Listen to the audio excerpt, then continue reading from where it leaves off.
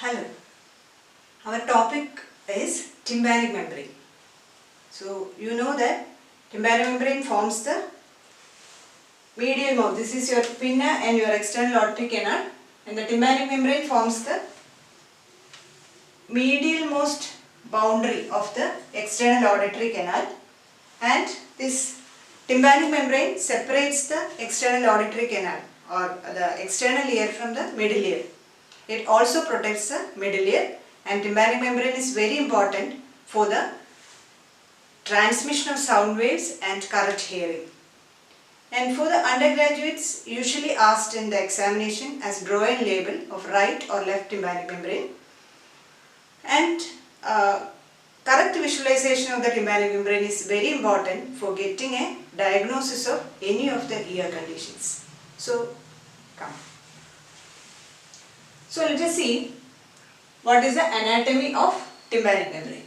Here you can see this tympanic membrane is obliquely placed. It is not as a straight one, it is not vertical, but it is obliquely placed, and it is obliquely placed with an angle of 55 degrees.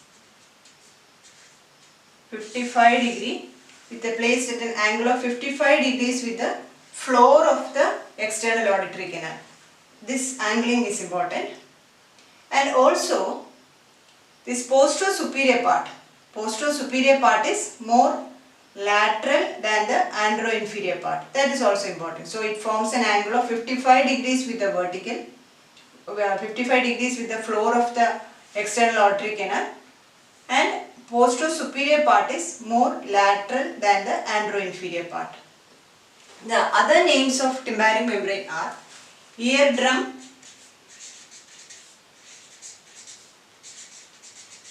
or myringa. That is why we call myringa. Okay, myringa. And that is why it is we call tympanoplasty. Plastic repair of tympanic membrane is called myringoplasty. Okay. Then you should know how to draw a right and a left tympanic membrane. So it's very easy. You know that it is not straight. It is a little of oval shape. It's not circular, but it is oval shape. Okay. So I will draw a right side and left side tympanic membrane. So first we draw a right tympanic membrane. So we know it is oval shaped.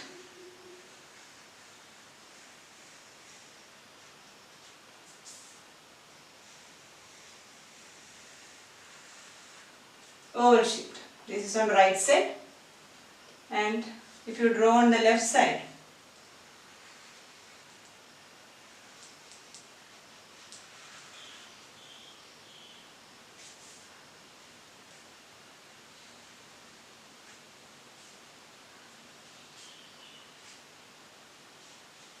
this is on the left side.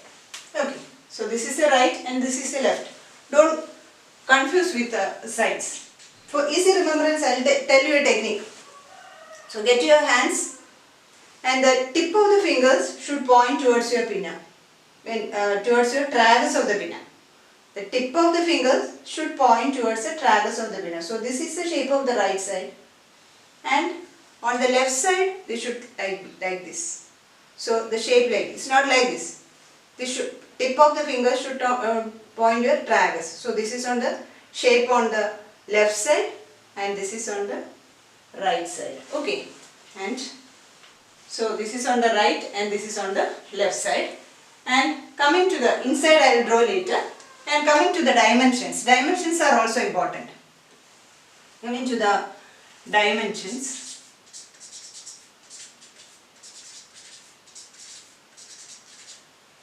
So usually it's height of about this part, height, this height, this is a height, this part. This is about 9 to 10 millimeters. And a width, this part, this width is around 8 to 9 millimeter. and with the thickness. Thickness is also important. Thickness around 0.1 millimeter. So it has got a height of 9 to 10 millimeter with a width of 8 to 9 millimeter and a thickness of around 0.1 millimeters. And coming to the parts of the tympanic membrane, it is divided into a pars tensa and a pars flaccida. You can see that. So, okay, we'll draw it. This thing.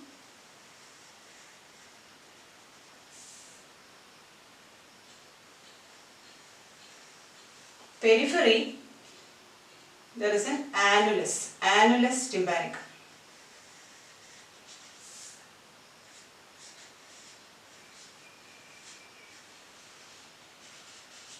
Okay, so this part is divided into a pars tensa and a pars flaccida, and this part is annulus tympanicus. It is thickening of a fibrous tissue, fibrocartilaginous ring on the periphery of the tympanic membrane. On the pars tensa is called annulus tympanicus, and this annulus fits into the tympanic ring of the temporal bone. So this is the annulus, and this annulus is absent in a pars flaccida. So this part is pars tensa,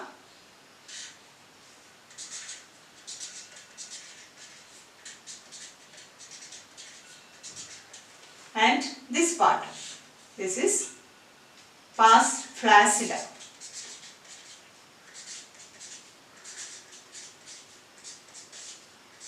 Or otherwise called a Shrapner's membrane.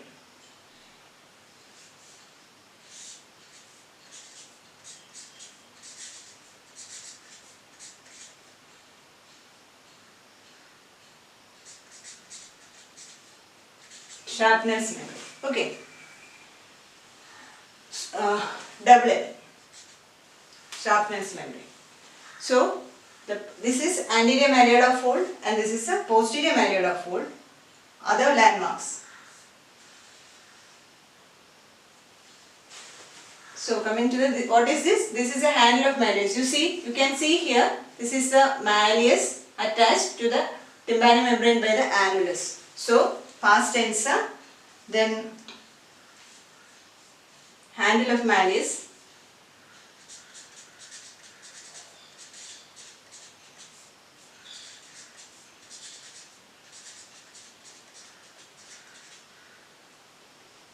anterior malleolar fold. This is anterior malleolar fold.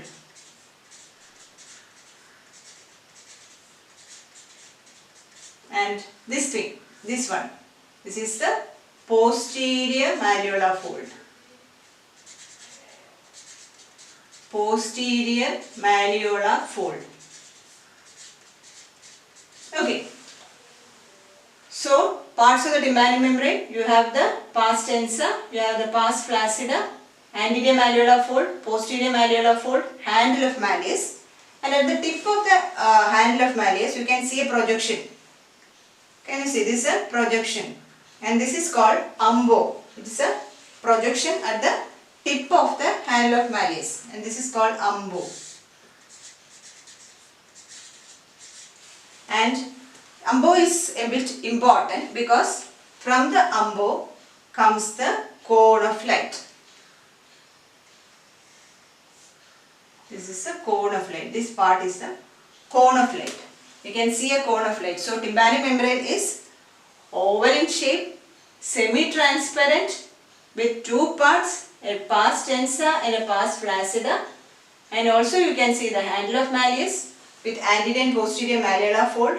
And the tip of from the tip of the handle of malleus, from a point called umbo, comes the cone of light. And this cone of light is always in the andro-inferior quadrant. This cone of light is always in the andro-inferior quadrant. So the next question comes, how you can separate the pars tensa into four quadrants. Pars tensa is separated into or divided into four quadrants by two imaginary lines. One line passing through handle of malleus. This is usually asked in the exam. One imaginary line passing through handle of malleus, another line, second line perpendicular to the first line and passing through the umbo. Perpendicular to the first line and passing through the umbo. So, one line parallel to the handle of malleus and the second line perpendicular to the first line and passing through the umbo. So, this divides the tympanic membrane of past tense into andro-superior, andro-inferior, postero-superior and postero-inferior quadrants. Okay. This is how we can divide the past tense into 4 quadrants. So, tympanic membrane is oval in shape, semi-transparent with a pars tensa and a pars flaccida. And also you can see the cone of light in the andro-inferior quadrant. In some cases, this will be more transparent so that you can see incudostapedial joint in the, here you can see a shadow of incudostapedial joint in the posterior-inferior quadrant, and also you can see a shadow of oval window. This is the incudostapedial joint shadow and this is the shadow of the oval window shadow. Okay. Regarding the layers of tympanic membrane, it is according to the, because 3 germ layers. The tympanic membrane is developing from all the 3 germ layers. You can see here, the first external auditory canal part is developing from the first pharyngeal cleft. So it is lined by ectoderm.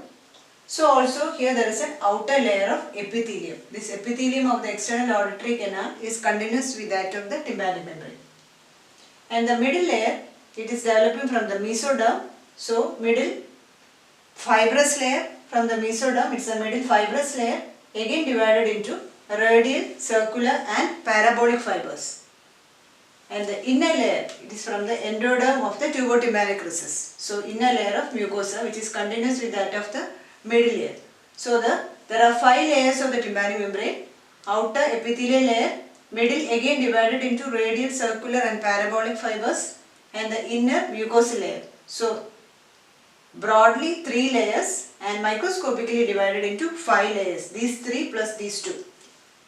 And this fibrous layer is not so systematically seen in case of pars flaccida. That is why I told pars flaccida is more thinner than pars tensa. So in the pars flaccida, this fibrous layer is not so equally or systematically distributed.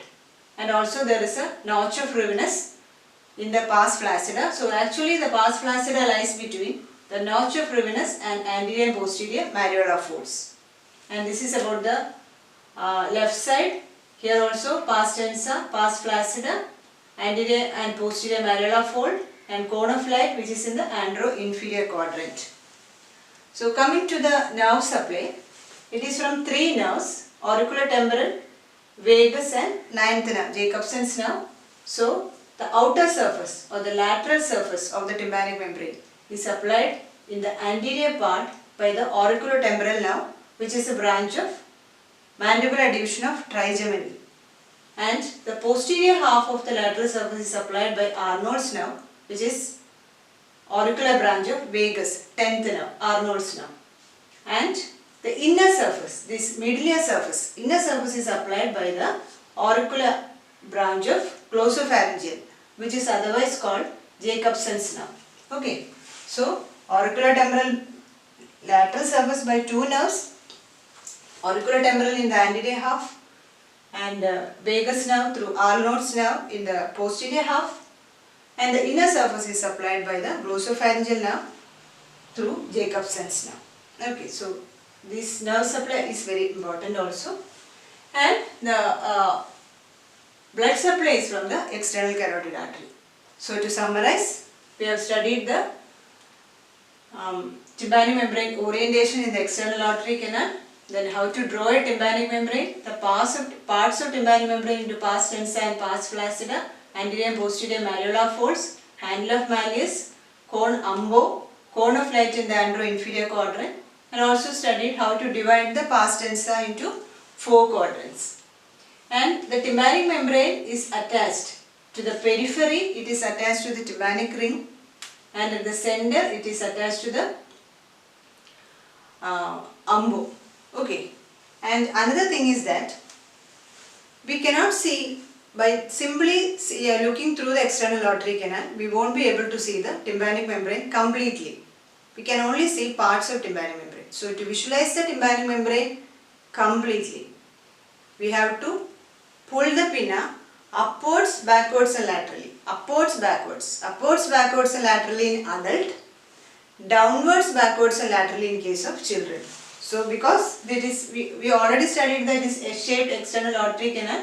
So pinna has to be pulled upwards, backwards and laterally in case of adult, and downwards, backwards and laterally in case of children. Then only we can see the completely. And this tympanic membrane is visualized using a headlight and an oral speculum, or we can also visualize the tympanic membrane using an otoscope. So if you are using a headlight, you have to use an oral speculum and also pull the pinna accordingly. And using an otoscope also, we can very well visualize the tympanic membrane.